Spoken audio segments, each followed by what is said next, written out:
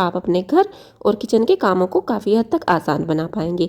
साथ ही आपके समय और पैसों की भी बचत होगी। तो चलिए वीडियो को शुरू करते हैं। दोस्तों, कई बार क्या होता है कि किचन में जब हम काम कर रहे होते हैं, खाना हमें बनाना होता है, तो कई बार हमें मोबाइल की ज़रूरत पड़ती है। जैसे कोई रेसिपी हमें देखना हो या फिर उसके अलावा जैसे काम करते करते कई बार हम म्यूजिक सुनना चाहते हैं, तो उस टाइम हम काम करते हुए मोबाइल को ऐसे रख देते हैं किचन स्लैब पर कई बार, लेकिन वो अच्छे से सेट नहीं होता है, स्लिप करके नीचे गिर जाता है। तो उसके लिए देखिए यहाँ पर हमें क्या करना है, कोई भी इस तरीके का चार्जर हमें लेना है, तो जो कि पुराने हो जाते हैं, कई बार इनकी वायर ख़राब हो जाती है और हम इन्हें ऐसे ही वेस्ट समझ के फेंक देते हैं।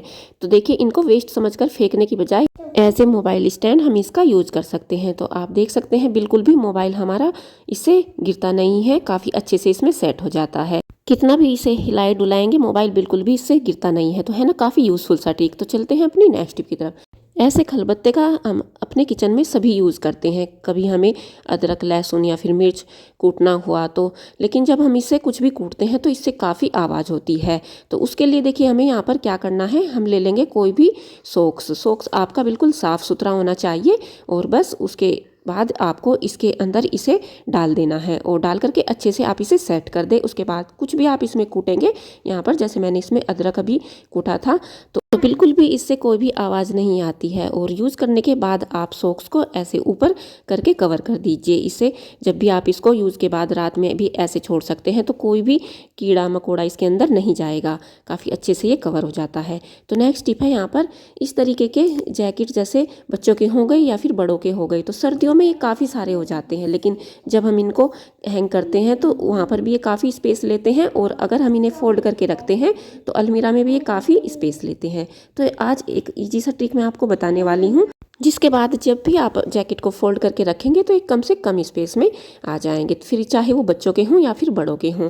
तो यहाँ पर देखिए मैंने अपने बच्चे का जैकेट लिया है, तो आपको इस तरीके से दोनों स्लीव को अंदर की तरफ फोल्ड करना है। उसके बाद इसका जो ये कमर की साइड वाला हिस्सा है, इसे ऐसे फोल्ड करते हुए आपको ऊपर से इसके अंदर इसे डाल देना है। तो इससे इसका जो फोल्ड होता है वो खुलेगा भी नहीं और काफ़ी अच्छे से ये फोल्ड भी हो जाता है। और जब आप इसे रखेंगे कहीं पर भी, अलमीरा में आप इसे रखेंगे ना, तो ये काफ़ी कम स्पेस में आ जाते हैं। तो इस तरीके से आप बड़ों के जो जैकेट होते हैं तो उन्हें भी रख सकते हैं, और बच्चों के जैकेट इस तरीके से फोल्ड करके रख सकते हैं। तो आप देख सकते हैं कितना अच्छा सा इसका फोल्ड बन गया है। तो जितने भी सर्दियों के गर्म कपड़े जैसे स्वेटर हो गए या फिर बच्चों के बड़ों के जैकेट हो गए, आप इस तरीके से उन्हें जब फोल्ड करके रखेंगे ना, तो वो बिल्कुल भी खुलते नहीं हैं और कम से कम स्पेस में आ जाते हैं।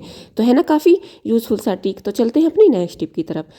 दोस्तों, जब भी हम कुकर में खाना बनाते हैं, फिर वो दाल हो, चावल हो या फिर कोई भी सब्जी हो या कोई भी चीज़ जब हम कुकर में बनाते हैं ना, तो काफ़ी देर तक कुकर हमारा गर्म रहता है। तो उस टाइम पर हमें इसका यूज़ करना है। सर्दियों में आजकल जब हम कपड़े धोते हैं तो वो मशीन से सूख तो जाते हैं, लेकिन पूरे तरीके से सूखते नहीं हैं, उनकी जो सीलन है वो ख़त्म नहीं होती है, और कपड़े हमारे थोड़े थोड़े से गीले रह जाते हैं। और ख़ास करके बच्चों के कपड़ों की तो हमें काफ़ी ज़रूरत पड़ती है, और उनमें अगर अच्छे से वो ड्राई नहीं होते हैं तो उनमें अजीब सी महक भी आने लगती है। तो आजकल सर्दियों में धूप तो होती नहीं है और कपड़े सुखाना काफ़ी मुश्किल हो जाता है। तो देखिए, इस टाइम पर हम जो कुकर हमारा गर्म होता है ना, उसका यूज़ ले सकते हैं।